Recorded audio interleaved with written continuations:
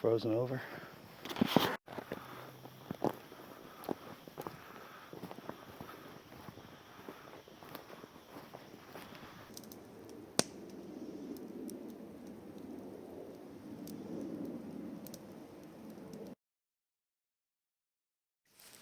Found a nice area here. It is hilly as I'm coming down the hill here. It's very hilly, but you know, it levels out all across this way here for quite a bit. Like this area I'm on is very, very flat. Let's jump back and show it properly. As always, sorry for the dodgy camera. That's quite a flat area there. There's more of them out there, as you can see.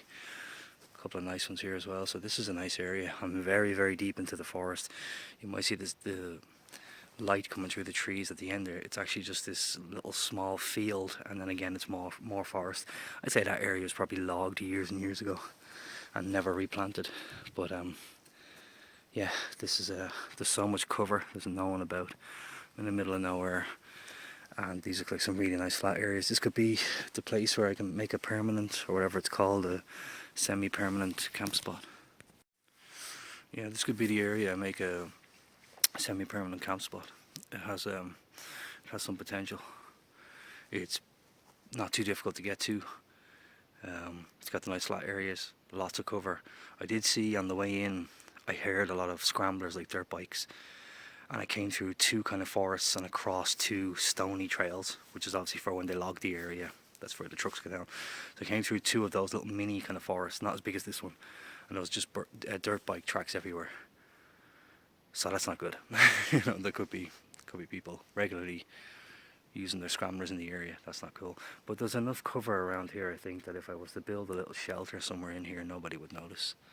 We just took it off in one of the corners. Well, there's no corners, but you know, somewhere behind a load of trees that isn't on an open trail, like this, where somebody might dirt bike down. You know, so what the dirt bikers do is sometimes people trailblaze. You know, they cut the trail. So it's called, cut the trail, or something like that. I don't know. But sometimes they do that, but a lot of the time they come in themselves and actually do it themselves, because if you just you can imagine if you just try to drive down what's behind me here, you're gonna hit all those little branches that are sticking out. See all them? They're gonna hit you in the face and stuff. So yeah, so as I'm coming through here, I don't see any of that. I don't see any dirt bike trails, and I don't see any of the branches being snapped away or cut away. So I think this is probably the best spot. Anyway, it's definitely my home for tonight. Yeah.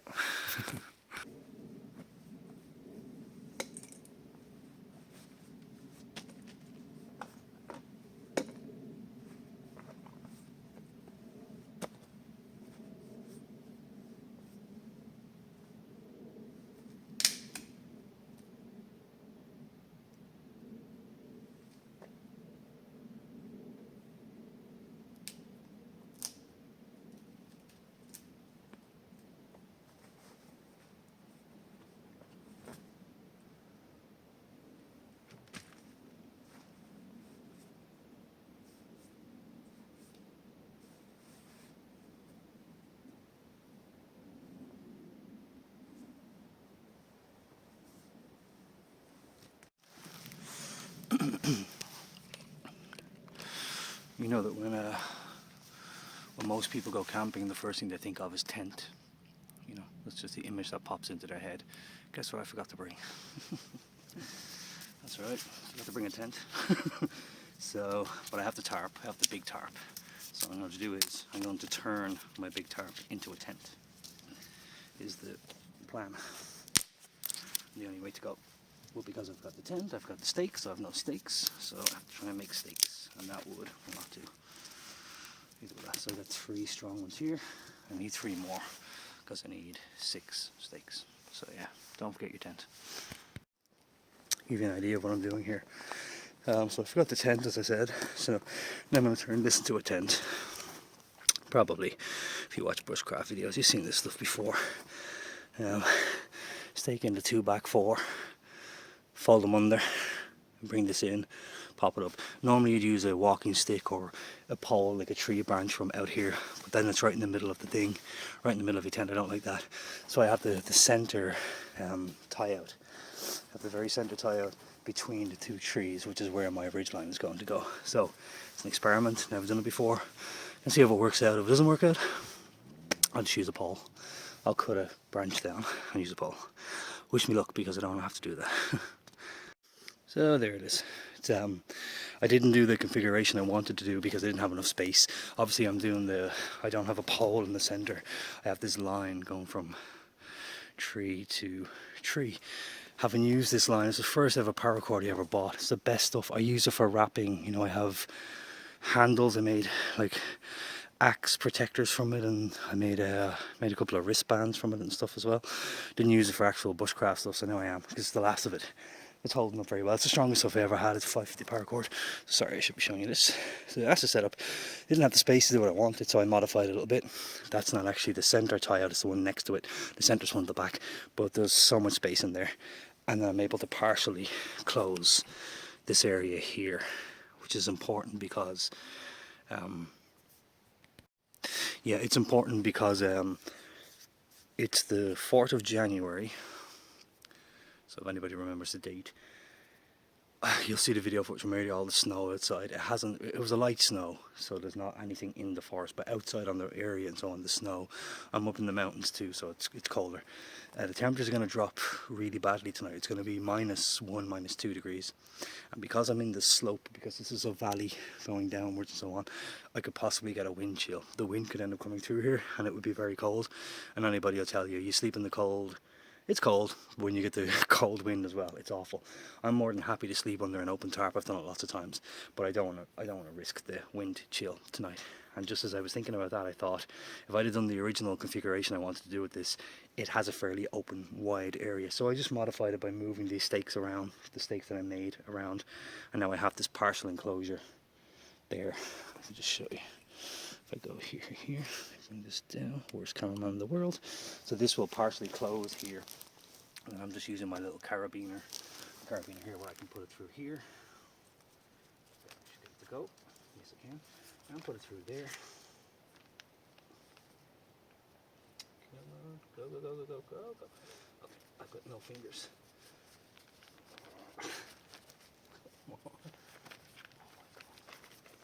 Okay, this is stubborn stuff. There you go. So anyway, so that won't flap around the wind, and that'll give an awful lot of protection. Any rain comes, any snow comes, it's going to wash right off of it because it's all angled. Everything has an angle and so on. So it just washes right off of it, which is pretty cool. DD tarps, by the way, as you can see down in the corner there. DD tarps, amazing, love them. So that's it. That's the setup.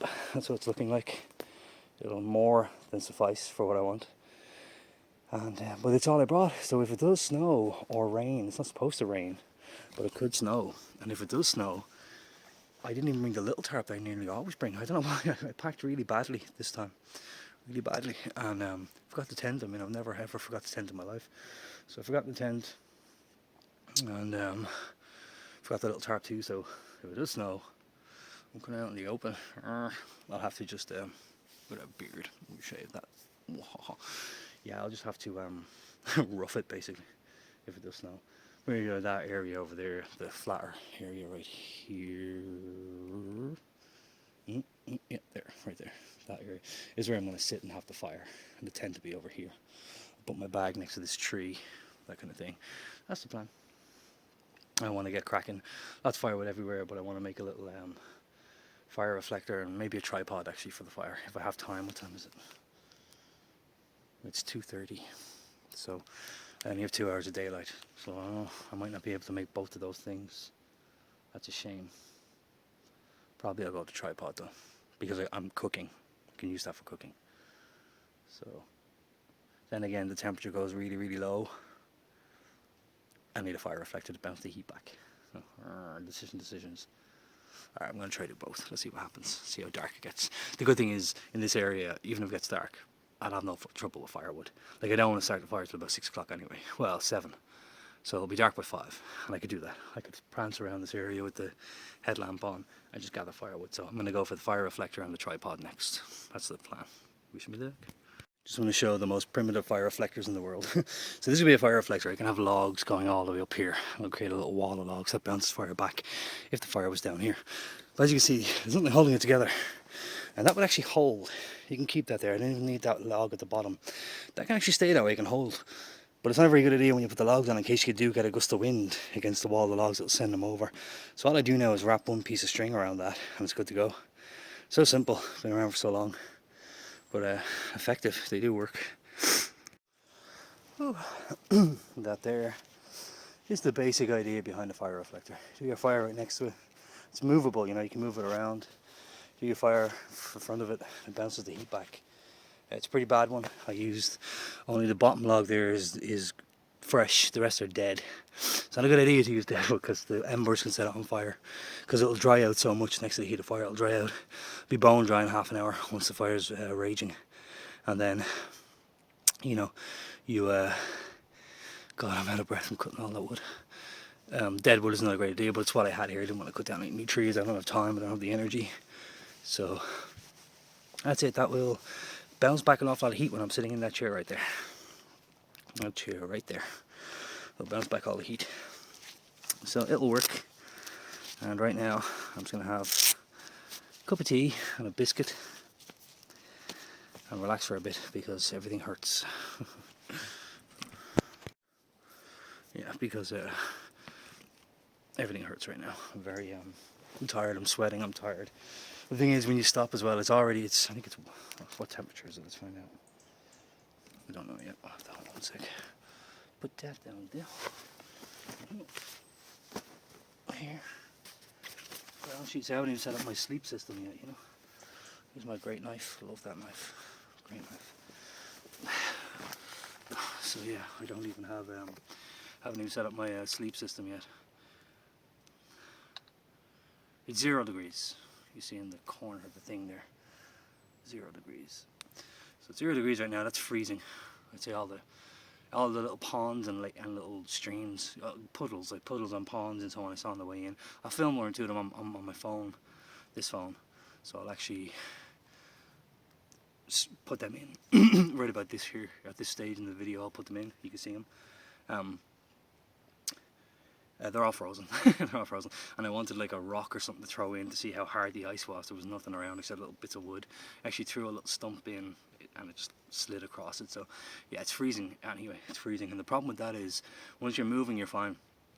As soon as you stop, you know, as soon as your heart rate goes back to normal, which takes less than 5 minutes usually, you're just cold again. It happened earlier. I was over here and I stopped, have a drink of water, had a biscuit as well. And then I just thought, okay, I need to get moving again to cut this stuff. The ones that I did cut. Because the cold just hits you out of nowhere. Can you see that? I don't know if you can see that, but it is cold. It is cold. It's getting cold. Getting cold. So yeah, stop now. I'm gonna put my jacket on. Oh, yeah, there's my jacket's behind me. You see it on the camera. Yeah, my jacket's behind me. I'll put that on right now. I'm just gonna have 2 biscuits and a cup of tea, 3 biscuits and a cup of tea. Everything else is going to be done in the dark. It's already, so it's 15:15. Seems to happen a lot to me. That's a double number, so it's 15:15. It's going to be dark in an hour. It's going to be dark in an hour and 15 minutes thereabouts. About 3:30, maybe an hour and a half if I'm lucky. Out here when there's no light pollution, it is brighter for a little bit longer. But either way, it's an hour and a half at most. So this little break of mine is going to be 10 minutes, and then I'm set up the sleep system, which I should have done already because it should be lofting already. So set that up, and so you have to clear out the tent. This is very tweaky here. I have to get in there again and sweep out what I can, put the ground sheets down. Oh, did I bring the pegs? Yes, I did. They have pegs inside, the ground stakes, so I don't have to make stakes. So if I had to make 4 stakes to pin them out, it's 20 minutes to make them, you know. Everything takes so long out here. Everything you're doing. That's why it's so good when you have friends, you have help, you know, it's amazing. So anyway, yeah, I'm going to have a quick something to eat and then get back to it.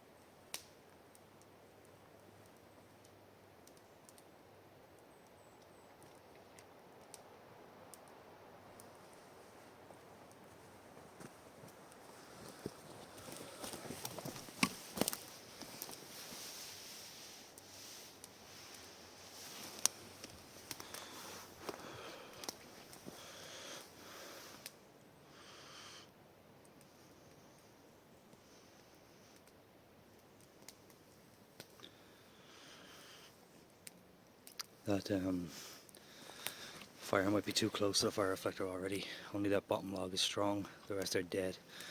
They could catch fire very easily, so I have to be careful. I'll move it forward when the time comes, definitely. So, had something to eat, put a jacket on, got my sleep system thing together, it's all set up now. It took longer than I thought, like it always does. So this is a nice spot, I'm in a pretty good spot, I'm happy about that. But I swear to God I've had my fair share of disasters this time, more than ever. So, I forgot the tent, which you know, okay. I also forgot my sugar. When I take tea I take half a sugar. I forgot that, okay, it's not a big deal. I'll do. Right, this is my pump, right? The pump, I've had it for about 2 years. I've only used it like 6 times or something and it's busted, it won't work. I press the button and saying low battery. I charged it yesterday till full charge. There's loads of little birds, they're robin redbreasts running around. They run across the floor, you think they're mice or rats, but they're birds. And I threw a couple of biscuit crumbs out there, so he's going for them. And there's a saying, when robins are here, loved ones are near, or when robins are near, loved ones are here, something like that. So hopefully that's my mama watching over me. So yeah, I'm disappointed with this, you know. I had a fun, you know, and obviously you probably can see there, you can see what it says. It says made in China, and as we all know, things that are made in China don't last very long. Ha ha ha, coronavirus. This thing's a piece of crap. I bought it for, I think it was like £10 on Amazon, and I thought it was a bargain because it works so well. I fully charged it till it went green last night, and I mean, I got about 25% of the air mat out of it, and then I had to blow the rest of it up myself, which is not fun. So yeah, that sucked. Anyway, having milk instead of tea. I will have tea later. And the food I have with me, I have pasta stuff that I can eat cold if I want, or I can heat it up, so I don't know. I didn't actually make a tripod for over the fire yet. I just made a fire reflector. I don't know if I will. I could do it tomorrow probably, and have that there for breakfast, because I just have a lot of different, I have 2 different pasta dishes with me. One was supposed to be for lunch, one for dinner. And that's just, I usually don't have a breakfast, I just have like a biscuit or a bar or something and go. But maybe I'll just, because of how late it is now, I think I'll just have one pasta dish tonight, and then tomorrow have one of the other pasta things for breakfast. In which case I can make a tripod, get the fire going again. Yeah. So right now there's nothing else to do here tonight except get firewood. There's firewood everywhere. It's just all around me. I mean, I always want the bigger logs and stuff like that, and I will get the bigger logs. You know, I'll definitely do that. But there's downed wood as well. I cut a lovely piece over there and leaned up against a tree. I'm going to chop that one up as well. So I'm not too pressed, but it's going to get dark in the next hour, I would say, or less than an hour. What time is it? It's 20 to 4. So it's been 25 minutes since I checked in with you. That's how long it took. It took 25 minutes to have a little snack and get all the sleep system done. Time just disappears, you know. That's why you don't want a late start. You never want a late start. On time. Every time. So screw this thing. That's going into the bin when I get home. Or maybe I could keep it as a paperweight. It has a battery in it. It's pretty heavy. So you can probably keep it as a paperweight or something. Yeah, screw it. Screw it. Alright, check back in later. Well, hello. What to say, even with that, this is a mini fire that I'm going to cook some food on. I'm actually going to cook it, and I'm just going to heat up some water in the kettle. I hope I remembered to bring the kettle, I'm sure I did. It's in the bottom of the bag there. So even with that, even with this little one going, it's already, it just makes everything so much better, you know. It's such a joy to the world, a joy to have it, you know, to be able to see it and watch it. 1 second, I apologise for all this shaky camera mess. I need to level this out. Bring this up and move back into frame. There we go. That's not too bad. Hopefully you can hear me better. But yeah, it's going pretty well so far. Little twig fire, and I had little twigs are everywhere, and once you get a few little coals down there, you just keep adding more twigs to it, and they ignite like crazy there. Very good for that. My butt is out. Show my butt is out. My butt.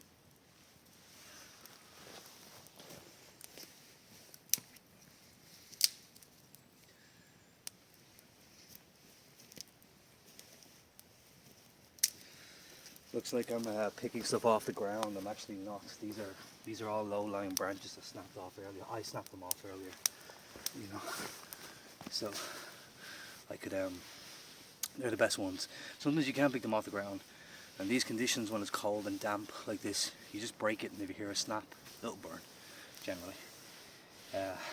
But the ones you break off the trees, they were never on the ground. They're always good to go. And a forest like this, they're just everywhere. They're great as well. If you run out of firewood, I'm gonna go cutting wood. I've got some pieces over here already. Be sawing them in a few minutes. There's the big downed one over there. I think I'll leave it actually. There's another one here. It's a dead stand. I'm gonna cut that down. They're gonna be my proper. It's gonna be the proper firewood tonight. Because the top of that will be dead, but the bottom of it won't be dead. So I'll be using that to process, as we call it, processing the wood. Some of them will be split, some won't. But the way it is in an area like this, and this is what I love about areas like this, these old growth, ignored forests, you know. The firewood is everywhere, okay, but it's the low-lying branches. See all those ones? Like, you can't see that on camera. Well, you can to a bit. This stuff here. I mean, you could just. Some of them, they'll break halfway, so you have it, but then you just saw it, and they're already nice height. You just saw them off, and they end up being like, you know, thumb thick. Shine them back on, it just brings your fire right back to life. Like when it dies down to coals, you can just keep doing it. I've done it so often. I don't film it because I don't have the lens to film in the dark. And if you see my video from about 3 years ago, I bought a spotlight. You know, I bought a spotlight from Amazon. Piece of crap. Thing worked once and it just didn't work again. I actually had a decent one in my last lake camping video. If you watch that one, I had a great one. A guy I work with gave it to me, and I left it behind. I left it on the tree. See, it wasn't part of my usual packing stuff, so I didn't think about it. I left it on the tree, and yeah, it's still there probably. It's still there on that tree.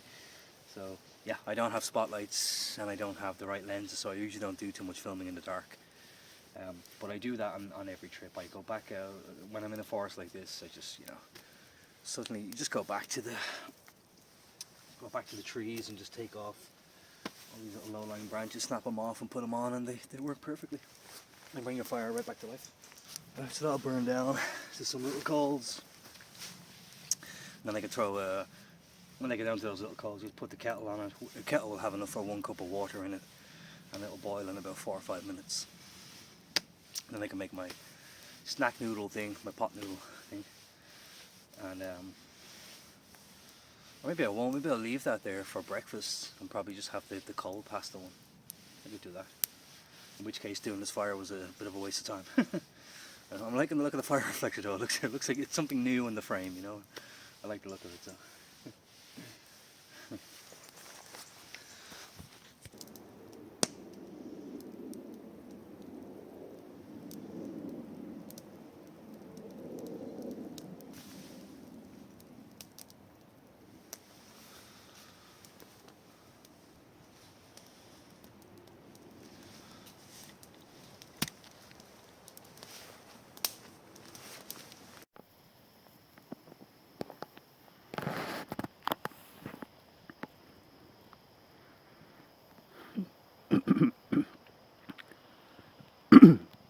That's a robin, and he's about 6 feet away from me now, but he has been as close as about 4 feet. He's right at that log there, the big one. He's right there a second ago. It's about 4 feet away from me. He's scutting around the camp all night. He's behind the back of the fire reflector now, and I'm sure he'll pop out pretty soon. He's probably never seen a human being in his life, so because they don't live very long, the robins. But as the saying goes, when robins are here, loved ones are near. So that's probably my mama or my papa. Yeah, he's very brave. He's showing up and he's looking right at me and he's like, "Hey, dude, got any food?" You know? See if he shows back up. I really hope he does. He's so cool. Oh, there he is. Look, see him? See him right there? See him? He's about, I'm going to say she. I'm going to call her Anne Margaret after the song Bye Bye Birdie. Hey girl. Look how close. He's right beside me. Incredible. Oh, he's so cool. Yeah, I'm trying to film her again, but I don't know where in the name of God she is. She's around here somewhere. She's gone under my chair several times. She might be there even, I can't even see. Yeah, she's gone under my chair several times. She's here, there and everywhere. She even pooped on that tree there. See the white thing on the tree right there where my finger is? That's her poop. And she's eating all the biscuit crumbs from over here. Well, she won't touch the ones from over here. Can't see them, but they're there. She won't touch them. I don't know why. And she went for the ones underneath there. Oh, there she is. There. See her? That's her. See her move? That's her. That's tree stumps. She even landed on my tent and kind of crawled up it a bit. She keeps landing on yeah, she's gone behind the tree now. Yeah, there she's back. Yeah, so she's just like at first I thought she was my friend, you know, I thought we were getting close to each other, we were making friends, we were gonna have a relationship or whatever. But then she started pooping in my direction and going under my seat and flapping her wings, and she went by here really quickly. I think her wing caught the axe, and the axe because the axe is only lightly in the ground, see, it's only, and it wobbled. So I think she's like, hey, screw you, man. Get out of my forest, man. I don't know what the hell you are. You're not a deer and you're not a badger, but you better get the hell out of my forest. Yeah, I think she's really annoyed at me now. I think that saying, when robins are here, loved ones are near, that may not always be true. I think Anne Margaret over here, Anne Margaret, aka Annie, aka Bye Bye Birdie, I don't think she's very happy right now. I think she's a little bit effed off. Oh, there she is, look. There she is at the bottom of the tree. Annie, turn around and say something. Come on. Say something. Aw. She's gonna poop on me again. What? She's gonna poop in my direction. She keeps raising her tail, or whatever it is, showing me her butt, and then poops in my direction. She's like, hey, get out of here. Yeah, I don't think she likes me very much anymore, even though I fed her. I don't know why, but she's always going for those, bread, the biscuit crumbs are over here. Oh yeah, she flew earlier, by the way, and pecked my drink. That's my alcohol there. And she pecked it. She pecked it and just immediately. They're like, she's right behind me here, see? They're like teleporters, by the way. They can teleport. They're so quick, it's unbelievable. Now, she's in reaching distance, like, she's like right next to me. And now she's gonna under my seat again. And I ain't gonna go look at her. Are you down there? I can't even tell. Anyway, she's tonight's entertainment. She's doing a good job. God bless her. I'm afraid now. I'm sitting on this like mesh seat, you know, and my bum is all the way down into it. She could jump up and peck me in the butt cheek if she wanted to. So I'm really hoping. Oh look, that looks like wind. I really hope that doesn't happen. I hope she doesn't peck me. Yeah, I was saying in the previous. I was filming earlier on my phone, so I have to splice that into this, which I will. But yeah, there's been no wind tonight. And I'm just tending to this fire every 3 minutes or 4 minutes, so it's crazy. But that looks like it's not so bad, so hopefully, let me see. Yeah, that could be okay. We'll see what happens there. Oh, she's back. Look how close she is, look. Say hello, Annie. You eating the biscuits? Get 'em, girl. Get 'em. Get 'em.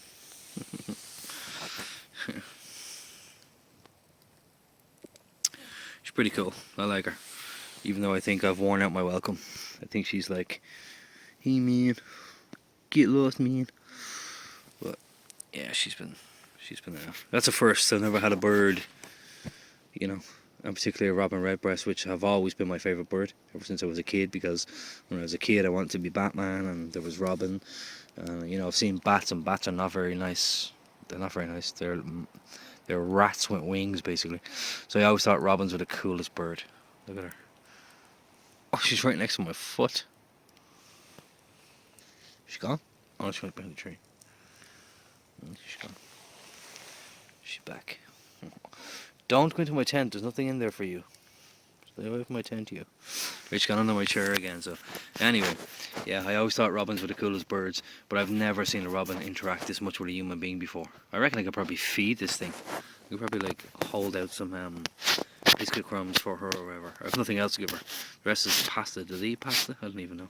We could probably hold out some pasta for her and see if she eats them. Oh, move, girl.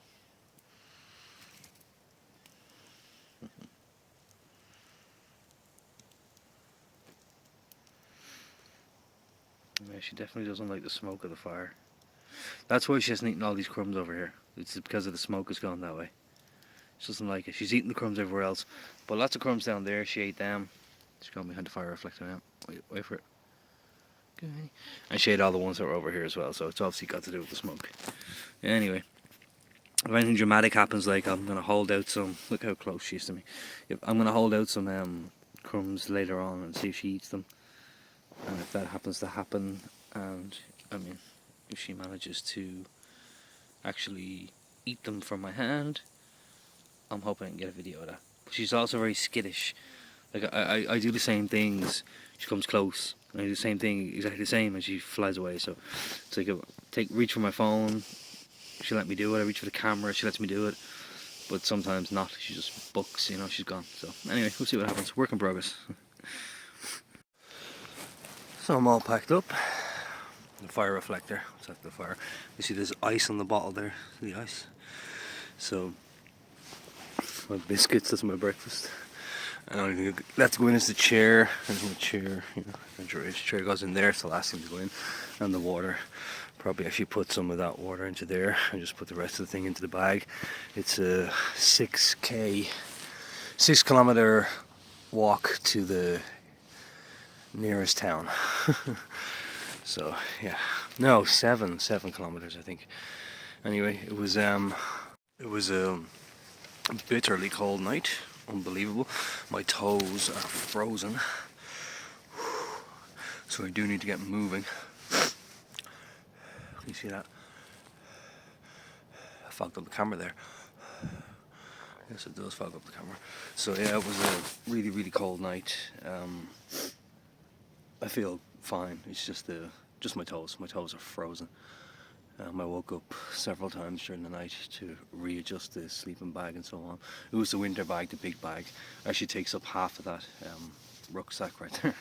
It happens to be so big. But yeah, it's cold and my toes are frozen. But other than that, everything is good. Yeah, other than that, we're alright. And thanks for watching. If you're watching, thanks for watching.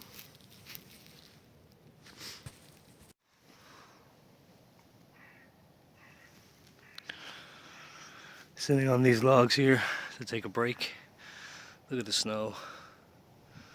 It's everywhere. My phone died. I might have said that earlier. I still have probably about 4 kilometers to go, which is not good because I'm so tired. It's kind of uphilly. I'm tired. The bag is heavy. Yeah. Phew.